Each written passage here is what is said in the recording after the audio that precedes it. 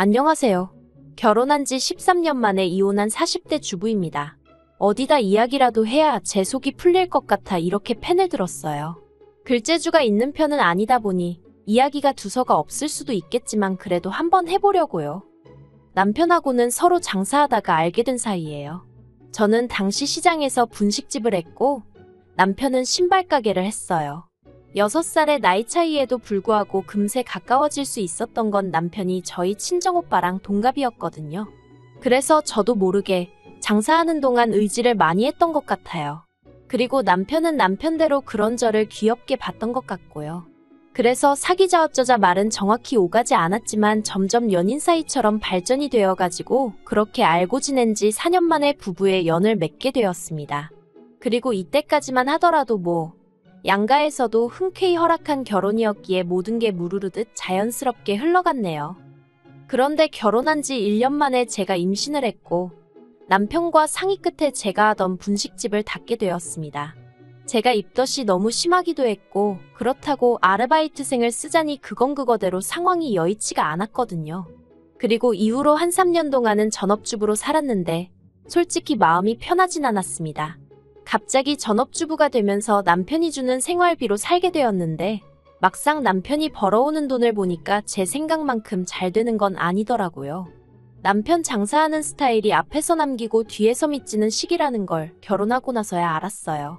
아무튼 그래서 어쩔 수 없이 남편이 주는 생활비가 너무 적을 때는 친정어머니한테 손을 벌리기도 했었네요. 물론 저라고 처음부터 철딱서니 없이 바로 친정어머니한테 도와달라 했던 건 절대 아닙니다. 당연히 처음엔 남편에게 더 달라고 했었죠. 하지만 돌아오는 대답은 장사가 안 돼서 없다고 하거나 마치 제가 돈을 헤프게 써서 부족한 것 아니냐는 식이었으니 솔직히 나중에는 치사하고 더러워서 말도 꺼내기 싫더라고요.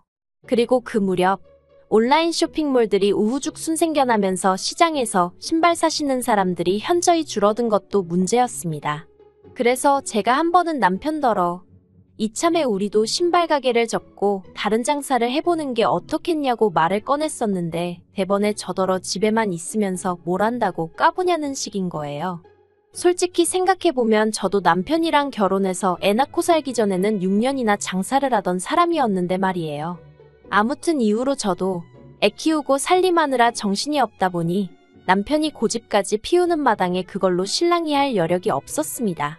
그리고 이래저래 시간은 훌쩍 흘러 애가 어린이집에 다니기 시작했는데 거기서 여러 엄마들을 보고 있으니까 남편 하나만 바라보고 살다간 우리 애 해줄 것도 못 해주고 정말 큰일 나겠구나 싶더라고요. 하지만 제가 당장에 할 수 있는 일은 많이 없었고 그래서 고민 끝에 친정어머니한테 3천만 원을 빌려서 도시락 가게를 열었는데 그게 소위 대박이 났어요. 사실 분식집을 하기 전에는 오랫동안 반찬 가게에서 아르바이트를 했었어요. 저는 공부에는 영 소질이 없다 보니까 고등학교 때부터 이 아르바이트 저 아르바이트 많이 하기도 했었고 그러다 음식 쪽에서 좀 재미를 느꼈거든요. 그런데 제가 그렇다고 무슨 요리사가 되고 싶다 그런 건 아니었고 그냥 제가 한 음식을 사람들이 좋아하는 모습을 보는 게 좋았달까요? 그리고 솔직히 당시에는 제가 나이가 워낙 어렸다 보니까 식당에서 아르바이트를 하더라도 기껏해야 테이블이나 치우고 설거지나 하게 되지 제가 음식을 만들 기회는 전무했어요. 그런데 반찬 가게는 달랐습니다. 매일매일 거의 똑같은 메뉴이긴 했어도 제가 다 하는 건 아니었어도 주인 할머니랑 이모님들한테 배워가면서 직접 한다는 의미가 있었거든요. 지금 생각해보면 기껏해야 끓이고 버무리는 수준이었긴 하지만요. 그래도 그때 배운 게 밑거름이 되어서 도시락 가게 운영을 잘할 수 있었던 것 같아요. 남편은 제가 돈을 벌기 시작한 이후로 이제 너도 버니까 생활비는 반반씩 부담하자고 나왔습니다. 생활비뿐만 아니라 애 키우는데 들어가는 돈도 반반씩 내자고요. 지난 몇 년 동안 외벌이 하느라 힘들었고 그래서 시부모님도 제대로 못 챙긴 게 마음에 걸린다면서 말이에요. 뭐라고 꼭 집어 말하긴 어려웠지만 치사해서 알겠다 했습니다. 그리고 그때부터 정말 칼같이 150만 원씩 각출해서 썼어요. 양가 부모님께 들어가는 돈이나 경조사 비용도 네 지인이냐 내 지인이냐 따져가면서 했고 그렇게 따지기 애매한 사람이면 딱 절반씩 부담했지요. 친정어머니가 부부지간에 그렇게 정없이 사냐면서 혀를 차신 적이 한두 번이 아니지만 그래도 그때 이미 사랑해서 산다기보다는 애 때문에 산다는 생각이 더 강했던 것 같습니다. 그렇다고 이혼을 하기엔 왠지 엄두가 안 났고요. 그리고 한편으론 좋게 생각하는 성격 때문인지 차라리 이게 낫다 싶었던 적도 있어요. 그간 제가 어려울 때 친정에서 심적으로나 물질적으로나 여러 가지 도움을 받았기에 잘해드리고 싶은 마음이 컸는데 그동안 남편 눈치를 살피느라 막말로 사과 한 상자 사드리기 어려웠었거든요. 그리고 제가 한창 돈 버는 재미에 빠져있던 무렵 친정아버지께서 돌아가셨습니다. 워낙에 건강하셨기에 그렇게 허무하게 돌아가실지 몰랐는데 심장마비였어요. 친정아버지 코골이가 심해서 친정어머니랑 방을 따로 쓰고 계셨는데 그런 와중에 돌아가신 거지요. 친정어머니가 당신 탓이라며 얼마나 자책을 하시던지. 저나 친정오빠가 그렇게 생각지 마시라고 몇 번이나 말씀드려도 소용이 없었어요. 게다가 두 분이 사이가 좋으셨던 탓인지 친정어머니는 친정아버지의 장례가 끝난 이후에도 집에 들어가시기를 몹시 힘들어하시대요. 그래서 친정오빠가 2달 정도 모시고 살았는데 언니도 친정어머니도 서로 힘들고 불편해하더라고요. 그래서 친정어머니와 상의 끝에 살고 계시던 집을 정리하고 실버타운으로 가시게 되었습니다. 실버타운에 들어가는 보증금 4억은 아파트를 매매하고 나온 돈으로 됐고 훗날 친정어머니가 돌아가시면 그 보증금은 제가 받기로 했습니다. 생활비는 친정오빠랑 저랑 반반씩 부담하기로 했고요. 사실 어떻게 이야기를 해야 할까 싶었는데 친정오빠가 먼저 이런 건 확실히 해두는 게 좋다며 자기가 나서서 정리를 해줬어요. 그리고 여담이지만 친정오빠는 장가갈 때 친정어머니가 따로 집을 해주신 반면 제가 결혼할 때는 친정 형편이 여의치가 않아서 친정오빠만큼은 받지 못했거든요. 그래서 친정오빠가 저에게 늘 미안한 마음을 갖고 있었다는데 전 정말 몰랐답니다. 외에도 친정오빠와 많은 이야기를 주고받았지만 남편한테 따로 이야기를 하지는 않았어요. 친정아버지가 돌아가시고 얼마 지나지 않았을 때 제가 남편더러 친정어머니가 힘들어하셔서 어떻게 할지 고민이라고 이야기를 꺼냈는데 기껏 한다는 소리가 알아서 잘해 한마디였으니까요. 관심이라곤 정말 눈꼽만큼도 없는 사람한테 제가 뭐 한다고 시시콜콜한 이야기를 하고 싶었겠어요. 그래서 그냥 실버타운으로 모셨다고만 말하고 말았지요. 그리고 이후로도 남편은 말이라도 장모님 뵈러 한번 가보자 한 적이 없습니다. 저도 그런 남편한테 같이 가자고 한 적도 없고요.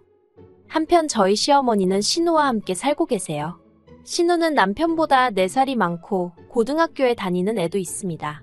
남의 집 일이라 이러쿵저러쿵 말하기는 그렇지만 월세 전세 반전세를 전전하다가 시아버지가 돌아가신 이후로 혼자 되신 시어머니가 적적할까봐 걱정이네 어쩌네 하더니 은근슬쩍 들어가서 살더라고요. 그리고 대신이라고 해야 할지 이후로 생활비는 신우네가 낸다대요. 그런데 사실 어디 살든 새 식구가 살려면 생활비는 드니까 제가 보기에는 신우가 자기들이 시어머니 생활비를 댄다고 표현하는 건 좀 웃긴 것 같거든요. 월세를 내는 것도 아니니까요.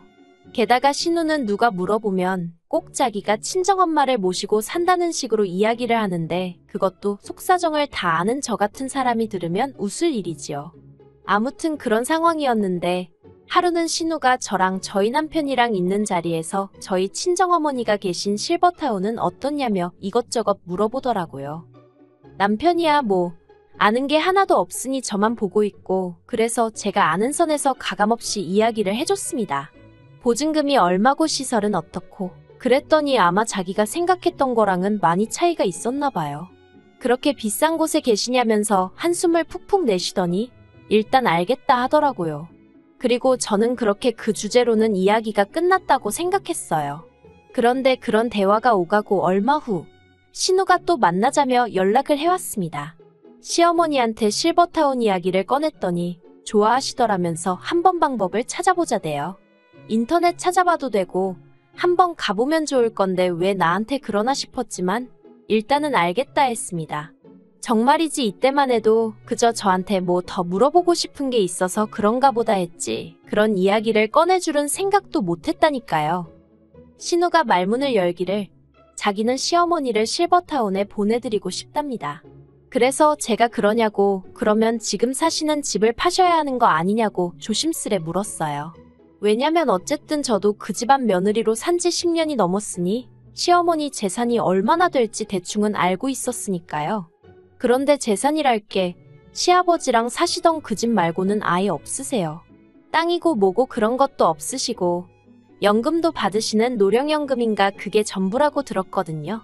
그래서 집을 파셔야 하겠다 하니 신우가 대번에 얼굴색을 바꾸면서 그런 건 자기가 알아서 할 거랍니다. 그러니 저도 뭐 딱히 할 말이 없어서 그러냐 했지요. 하지만 속으로는 집을 안 팔고 무슨 돈으로 실버타운에 보내드리고 싶다는 건가 싶대요. 그리고 그때 신우가 전혀 예상치 못한 소리를 하더라고요. 자기가 알아본 실버타운 보증금이 5억인가 그렇다며 그걸 저희 부부더러 반 정도 보태달라는 겁니다. 어이가 없어서 집을 팔아서 보증금을 하셔야지 갑자기 그걸 왜 저희한테 보태달라고 하시냐고 그건 어렵다고 딱 잘라서 이야기를 했어요. 그랬더니 저더러 친정어머니는 몇 년째 실버타운에 모시고 있으면서 어떻게 그런 식으로 이야기를 하냐대요. 그래서 제가 이 사람한테 못 들으셨냐고 친정어머니 실버타운에 들어가는 비용은 전부 다 제 주머니에서 나왔지. 남편한테서는 1원 한 푼 받은 게 없다고. 그러니까 시어머니를 실버타운에 보내드리든 어쩌든 그에 관해서는 남편과 따로 이야기하시라 했습니다. 저랑은 상관없는 이야기라고요. 그러자 신우가 남편더러 너는 입이 없냐 왜 말이 없냐 진짜냐 따발총처럼 쏘아대기 시작했고 남편은 남편대로 저를 쳐다보면서 너는 무슨 말을 그렇게 하냐고 정색을 하는 거예요. 그래서 남편더러 내가 없는 소리 한 것도 아닌데 뭘 화를 내느냐고 할 이야기 더 있으면 언니랑 나가서 하고 오라 했습니다. 그랬더니 두 남매가 저를 어이없다는 듯 쳐다보길래 저도 왜요? 한마디 하고는 안방으로 들어가서 문 닫고 음악 틀고 있었네요. 그리고 1시간쯤 지나서 거실로 나가니 신우는 그새 갔는지 안 보이고 그래서 평소랑 다름없이 저는 저녁 식사를 준비하기 시작했는데 남편이 저더러 진짜 그렇게밖에 말을 못하냐면서 너무하다는 겁니다. 내가 뭐가 너무하냐니까. 솔직히 제 가게 장사 잘 되는 것도 자기가 뻔히 아는데 그렇다고 제가 시어머니 용돈을 한번 제대로 챙겨드린 적이 있냐? 여행을 보내드려 본 적이 있냐? 한마디로 말도 안 되는 시비를 걸더라고요. 한창 도시락 가게 시작하고 자리 잡내만에 하고 있는 사람한테 이제 너도 돈 버니까 생활비 반반 내자 어쩌자 했던 사람이 누군지 잊었냐고. 그렇게 먼저 성 긋고 니 돈 내 돈 나눌 때는 언제고 이제 와서 나더러 너무하다니 당신이야말로 그러는 거 아니라고 저도 맞받아쳤어요. 저녁 준비고 뭐고 성질이 나서 애만 데리고 나와서 저녁 사 먹고 집에 들어갔습니다. 그랬더니 남편이 또다시 얘기 좀 하자더니 아까랑은 사뭇 다른 분위기로 나오더군요. 저더러 신우네 사정도 생각 좀 해달랍니다. 알고 보니까 신우랑 시매부가 시어머니네 들어가서 살기 시작한 이후로 부부 사이가 많이 안 좋아진 모양이더라고요. 그렇지만 그건 신우네 사정이고 막말로 그렇다고 제가 시어머니 실버타운 보증금 2억 5천을 줄 일은 아니잖아요. 하지만 어찌나 남편이 애걸복걸인지 그래서 제가 그럼 당신은 돈을 얼마나 모아뒀냐 물었습니다. 솔직히 말해서 남편이 하다못해 한 1억 5천은 있다고 하면 그래 실버타운 보증금이야 시어머니 돌아가시면 돌려받는 거니까 하고 제가 얼마라도 보탠다는 심정으로 해줄까도 싶었거든요. 미운하고 오나 남편 어머니고 제 자식 할머니니까요. 그런데 남편이 자기가 모아둔 돈이 어딨냐입니다. 그달 벌어서 생활비 대고 나머지는 사업에 재투자를 했느니 어쩌느니 하는데 제가 정말 하다못해 신발 가게가 1개에서 2개로 늘었다거나 무슨 공장을 차렸다거나 그랬으면 말을 안 했을 거예요. 그런데 그런 것도 아니면서 모아둔 돈도 없다 하니 정말 황당하더라니까요. 그래서 제가 모아둔 돈도 없으면서 지금 나더러 그 큰 돈을 해달라는 거냐고 말이 된다고 생각하냐고 그랬어요. 당신이야말로 우리 엄마한테 돈 10만 원 줘본 적 있냐고 그것도 아니면서 정말 사람이 뻔뻔하다고요.